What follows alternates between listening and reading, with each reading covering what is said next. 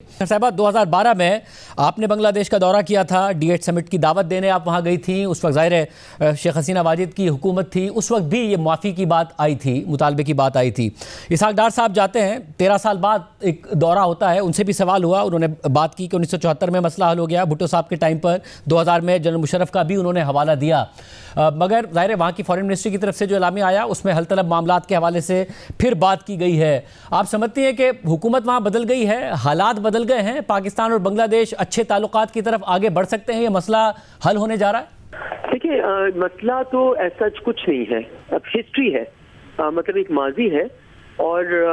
दोनों हुकूमतों ने ये देखना है कि वो माजी को इससे हॉस्टेज होना चाहती हैं या माजी को हुवैम करना चाहती हैं अपने फ्यूचर में, या वो आगे की तरफ बढ़ना चाहती हैं।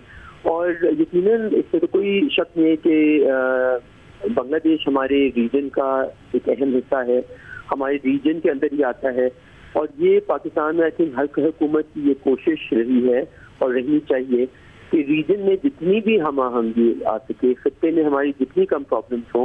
वो बेहतर होता है। और मेरे नज़र में मैं तो ये सारे MOUs जो अभी हुए हैं और visa free access to official and diplomatic passport, ये आप कब करते हैं? आप सिर्फ उस वक्त करते हैं जब आपका एक इंटेंशन हो, आपकी नीयत हो कि आप आना जाना बढ़ाना चाहते हैं। इसी तरह ट्रेड में अगर आप देखें तो ये बहुत in some ways departure from the Sheikh Hasina की जो गवर्नमेंट थी, उनमें ये बिल्कुल हमें नहीं नजर आता था मुझे, बल्कि आप 2012 की बात कर रहे थे, 2012 में तो फिर भी उनके साथ हालात देख रहे थे। मुझे याद है 2022 में on the sidelines of some regional meeting हम उनके फॉरेन मिनिस्टर को मिले थे और उसमें वो पास के अलावा आगे की बात ही नहीं करना चाहते थे, बल्कि हमारी जो अच्छी बातें भी हुई, उन्होंने जब एलामिया इशू किया तो उन्होंने सिर्फ और सिर्फ हिस्ट्री की बात की, पास बात की, हमारे तलखियों की बात की। तो ये मुझे यकीनन एक चेंज नजर आ रहा है, इसको ऑब्वियसली प्रिजर्व करना पड़ेगा, दोनों मुल्कों की तरफ से इंटेंशन होनी पड़ेगी to let the past be past and to move forward. और के प्रोसेस में मैं यहाँ तक बता सकूँ कि मैं हैरान हुई कि एक म्यूनिख सिक्योरिटी कॉन्फ्रेंस की मीटिंग हालिया मतलब कोई 2 साल पहले थी, जिसमें शेख हसीना साहिबा अभी तक प्राइम मिनिस्टर थी, और उन्होंने उस मीटिंग में आके अपना जो 15 मिनट थे उसमें से 10 मिनट 1991 वॉर में और पाकिस्तान ने उनके साथ क्या किया उसमें खर्च कर दिया। और मुझे एहसास हुआ कि ये कितनी लीडरशिप की एक कोताही हो जाती है अपने लोगों के साथ, हमारे साथ तो दूर की बात,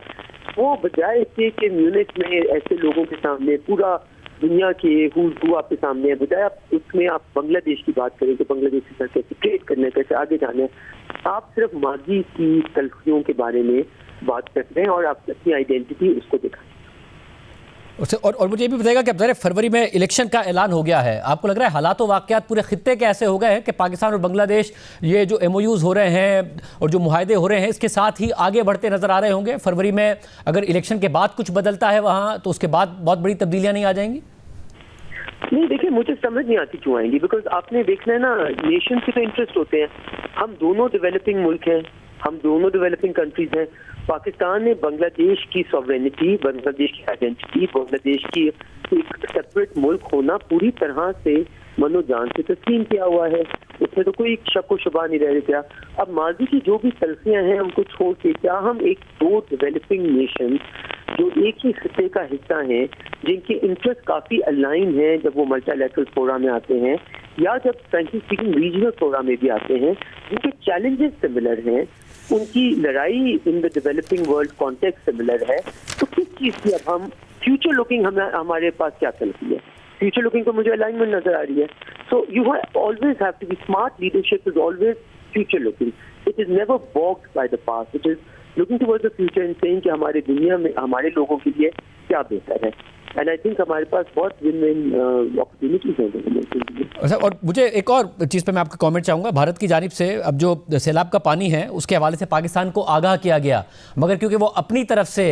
इसको मुअत्तल कर चुके हैं, हालांकि कानून के मुताबिक नहीं है मगर मुअत्तल कर चुके हैं इंडस वाटर ट्रीटी को, तो उन्होंने इंडस वाटर कमीशन का जो एक तय करदा